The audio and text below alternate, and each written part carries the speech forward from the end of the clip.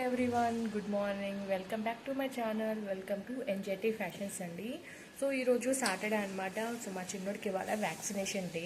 So ఈరోజు Saturday కదా. So యాక్చువల్గా వాడికి 1 వీక్ బ్యాకే వేయించాల్సింది వ్యాక్సిన్, కాకపోతే మోషన్స్ అవుతున్నాయి అని చెప్పేసి ఆగమన్నారు. అందుకని చెప్పేసి నిన్న వచ్చారు కుమారి అంటే ఆశా వర్కరు. సో వచ్చి చెప్పారనమాట. సో ఇవాళ 10కి అలా రండి అమ్మ, ఎండ కదా అని చెప్పింది. సరే అని చెప్పాను. సో మా గుడ్డుగాడు కూడా స్కూల్కి వెళ్ళిపోయాడు. మా చిన్నోడు కూడా స్నానం చేసి పడుకోబెట్టేశాను. ఇంకా మాకు ఇక్కడ జస్ట్ వాకింగ్ డిస్టెన్సే కాబట్టి నేను పెద్దగా రెడీ అవ్వలేదు. సో ఇంకా మా చిన్నోడు నిద్రపోతున్నాడు. మా వారు కూడా వస్తే కలిసి వెళ్ళేసి వేయించుకుంటాం అనమాట. So let's go to the video. ఇంకా వ్యాక్సిన్కి స్టార్ట్ అయ్యే ముందు ఇలా మజ్జిగ కూడా నేను చేసి పెట్టేసుకుంటున్నాను. ఖచ్చితంగా మజ్జిగ తాగండి, ఎండలకి చాలా మంచిది. మీరు తాగండి, పిల్లలకు కూడా తాగించండి. మాకు ఇక్కడ అంగన్వాడీ చాలా దగ్గరే, జస్ట్ వాకింగ్ డిస్టెన్స్లోనే కాబట్టి బుక్ దానికి సంబంధించినవన్నీ తీసి రెడీగా పెట్టుకుంటున్నాను నేనైతే. సో ఖచ్చితంగా వేయించండి వ్యాక్సిన్, ఎందుకంటే గవర్నమెంట్ మనకి ఫ్రీగానే వేస్తుంది కదా. సో ఇబ్బంది లేకుండా ప్రతి నెల ఎప్పుడు వేయాలనేది వాళ్ళే చెప్తారు. నేనైతే తీసుకెళ్ళి వేయించేసాను. ఫస్ట్లో జనాలు ఉన్నారని చెప్పి ఇంకొక 10 మినిట్స్ ఆగైతే వెళ్ళాను. సో బాగా ఏడ్చాడండి, చాలా బాధేసింది. కానీ తప్పదు, ఇప్పుడు వేసుకుని ఈ వ్యాక్సిన్స్ అనేది మనకి ఫ్యూచర్లో చాలా ఉపయోగపడతాయి. పిల్లలకి మంచి బలాన్ని కూడా ఇస్తాయి. ఇంకా వేయించుకొని వచ్చేసిన తర్వాత మా బుడ్డిగాడిని వాళ్ళ డాడీ ఆడిస్తూ ఉన్నాడు. ఇంకా మా బుడ్డిగాడు వచ్చే టైం అయిపోతుంది, అప్పటికి 11 అయిపోయింది. అందుకని చెప్పేసి నేను ఇక్కడ కర్రీ అయితే స్టార్ట్ చేశాను. ఇంకా టమాటా కర్రీ చేద్దామని అయితే ఫిక్స్ అయిపోయాను. సో టమాటా కర్రీ అనేది అందరికీ తెలిసిందే, చాలా సింపుల్. ఇక్కడ తాలింపు గింజలు అయిపోయినాయి. సో తాలింపు గింజలు నేను ఇంట్లోనే ప్రిపేర్ చేసుకుంటాను. కొంచెం జీలకర్ర, ఆవాలు, పచ్చిశనగపప్పు, అలాగే కొన్ని మినపగుండ్లు వేస్తాను. సో ఇలా పచ్చిశనగపప్పు స్టార్టింగ్లో ఏంటంటే నాకు ఇట్లా పురుగు పట్టేది, అందుకని నేను ఇక్కడ ఎండుమిరపకాయ వేస్తున్నాను. ఎండుమిరపకాయ వేసినప్పటి నుంచి పురుగు పట్టకుండా పాడవకుండా ఉంటున్నాయన్నమాట. దీని గురించి నేను ఆల్రెడీ చెప్పాను. సో మీరు కూడా ఒకసారి ట్రై చేయండి, చాలా ఈజీ అండి. నేనైతే కొంచెం ఈజీ మెథడ్లోనే చేస్తాను. పిల్లలు వచ్చేసరికి అన్నీ రెడీ చేసి పెట్టాలి. సో దీంట్లోకి ఏదన్నా కాంబినేషన్ చేయాలి అని అనుకుంటున్నాను. నేనైతే ఒక ఆమ్లెట్ వేసి విద్దాంలే అని అనుకుంటున్నాను. ఇక్కడ కొంచెం కొబ్బరి, అల్లం వెల్లుల్లి పేస్ట్ కూడా వేసుకోండి, టేస్ట్ ఇంకా బాగుంటుంది అనమాట.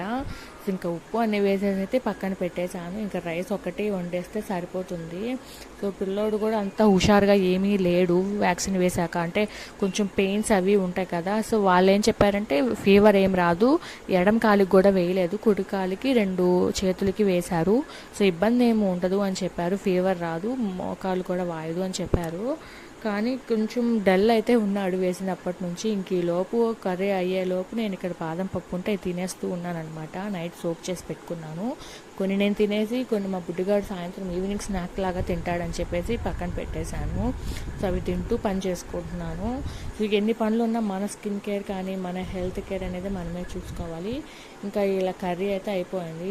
ఇట్లాగా అంటే చాలామంది కొంచెం గ్రేవీగా చేసుకుంటారు, కానీ మా వారికి మాత్రం ఇలా ఉంటేనే ఇష్టం. గుత్తంగా అంటారు కదా, చాలా గ్రేవీగా అలా ఉంటేనే ఇష్టము. ఇక్కడ పాలు కూడా మరక పెడుతున్నాను, పెరుగు తోడేసుకుంటాం. మేమైతే పాలు బయటే పోయించుకుంటామండి. సో వెన్నపూస వస్తుంది, నెయ్యి వస్తుంది, పాలు, పెరుగు ఇన్ని వస్తాయి కదా. సో ప్యాకెట్ పాలు అంటే ఎప్పుడైనా ఒకసారి తెచ్చుకుంటాం అనమాట.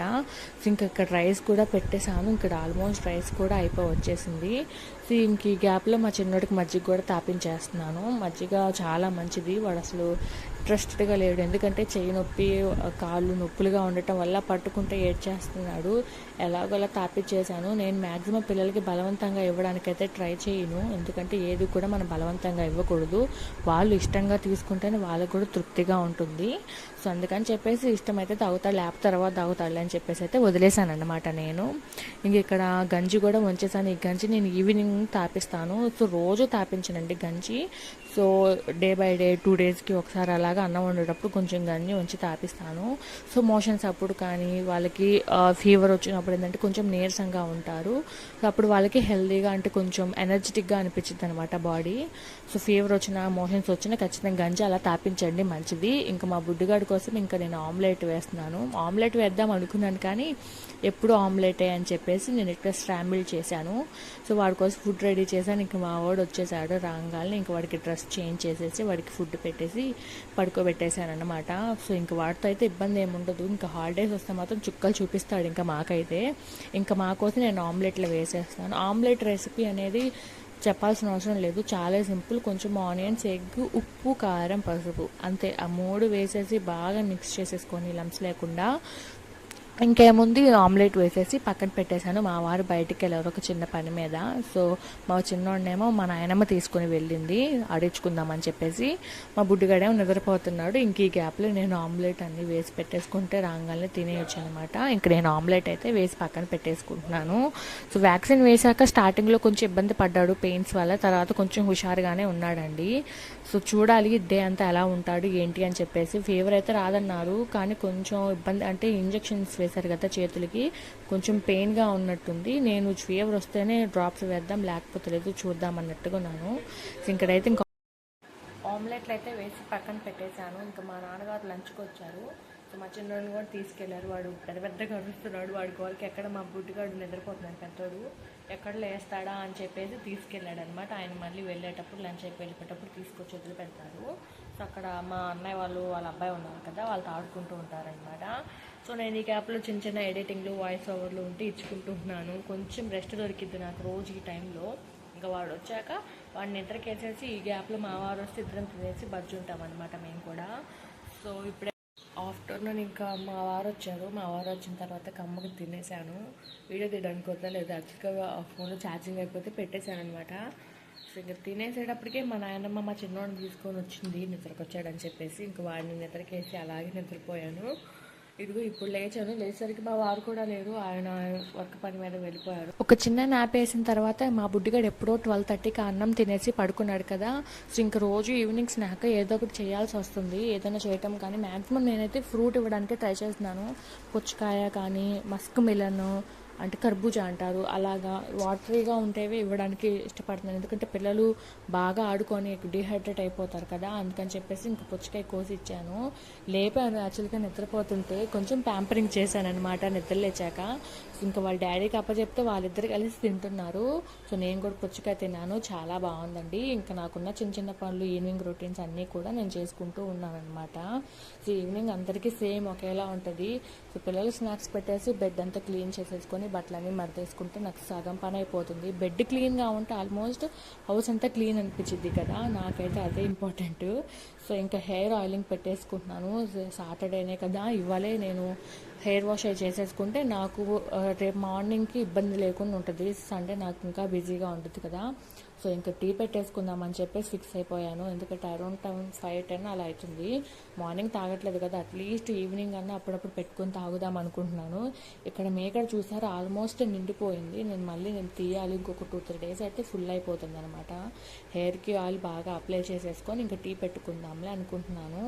సో టీ పెట్టేసి మా చిన్నోడికి కూడా పుచ్చకాయ తిన్నాడు కదా, మార్నింగ్ వంచిన గంజి ఉన్నాయి, ఒక హాఫ్ అన్ అవర్ ఆగి తాపిద్దాం అనుకుంటున్నాను. ఎందుకంటే వాడికి నేను మిల్క్ అప్పుడు అంత ఇదిగా ఇవ్వట్లేదు. ఎందుకంటే మిల్క్ అప్పట్లాగా ఇవ్వకూడదు, ఎందుకంటే వాడికి ఇంకా ఫుడ్లో మనం అలవాటు చేయాలి. వాడికి 1 year వచ్చేసరికి మనం తినే ఫుడ్లోగా అన్నీ కూడా అలవాటు అయిపోవాలన్నమాట. చిన్న చిన్నగా ప్లీజ్ ఇగ్నోర్ మై హెయిర్, ఏం బాగాలేదు హెయిర్ ప్యాక్ వేసుకున్నాక. But it's okay. నేను ఈ హెయిర్ ప్యాక్ గురించి ఆల్రెడీ మీకు చెప్పాను కదా, ఒకసారి ట్రై చేయండి, బాగుంటుంది. హెయిర్ చాలా సిల్కీగా ఉంటుంది. కాకపోతే ఎక్కువసేపు ఉంచుకోతే ఒక హాఫ్ అన్ అవర్ 1 అవర్కి మించి ఉంచుకుంటే ఎక్కువ డ్రై అయిపోతుంది. ఏంటంటే తర్వాత వాటర్తో వాష్ చేసుకునేటప్పటికి చాలా ఇబ్బంది అయిపోతుంది. ఇంకా హెయిర్ ప్యాక్ వేసేసుకొని మా చిన్నోడు కొంచెం ఆకలి వేస్తుంటే మజ్జిగ తాగించాను, తాగాడు. రైస్ కూడా కడిగి పెట్టేశాను, పొయ్యమంటేసాను, నీళ్ళు కూడా కాగుతున్నాయి. నీళ్ళు కాగితే పిల్లలిద్దరికి నీళ్ళు పోసేసి ఈ గ్యాప్లో రైస్ పొయ్యి మీద పెట్టేస్తాను. ఈరోజు కర్రీ ఏంటంటే ఎగ్ ఫ్రై చేద్దాం అనుకుంటున్నాను. లాస్ట్ వీడియోలో అప్లోడ్ చేశాను కదా egg fry, boiled egg fry అని, చాలా బాగుంటుంది. మీరు కావాలంటే ఒకసారి ట్రై చేయండి, చాలా టేస్టీగా ఉంటుంది. ఈరోజు ఎగ్ ఫ్రై వచ్చేసి నార్మల్గా ఆనియన్స్ వేసి ఉప్పు కారం వేసి చేసేది కాకుండా పచ్చిమిర్చిని దంచి వేస్తారు, చాలా టేస్టీగా ఉంటుంది. ఇది మా నాయనమ్మ రెసిపీ. పెళ్ళికి ముందు మా అమ్మ వాళ్ళు ఎక్కువగా చేసుకునేవాళ్ళు. సో ఎందుకో వాళ్ళకి తినాలనిపించింది నాకు, సరే అదే చేద్దాంలే. మా ఆయన యాక్చువల్గా చపాతీ చేసి ఫ్రై చేయమన్నారు, కానీ మా చిన్నోడికి చపాతీలు పెట్టకూడదు. సరే బుడ్డిగా వాడి కోసం మళ్ళీ రైస్ అక్కడి కోసం ఏం వండుతాంలే, సరే అందరికీ వండేసేయి, ఎగ్ ఫ్రై చేయి అన్నాడు. నేను ఎగ్ ఫ్రైలోకి ఇలాగ పచ్చిమిర్చి వేసి చేద్దామని ఫిక్స్ అయ్యాను. ఇంకా ఫ్రై అయితే చేసేసి రైస్ వండేసి ముందు పిల్లలకి పెట్టేసి ఆ తర్వాత మాకు సంబంధించిన ఫ్రై చేసుకున్నాను. ఎందుకంటే దాంట్లో పచ్చిమిర్చి ఉంటాయి కదా, కొంచెం స్పైసీ ఉంటుంది.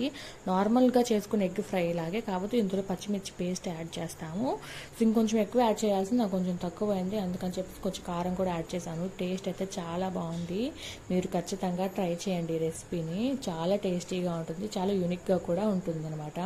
బ్యాగ్ సో పిల్లలిద్దరికి పెట్టేశాను, మాకు సంబంధించిన ఫ్రై కూడా చేశాను, మీకు చూపించాను కదా.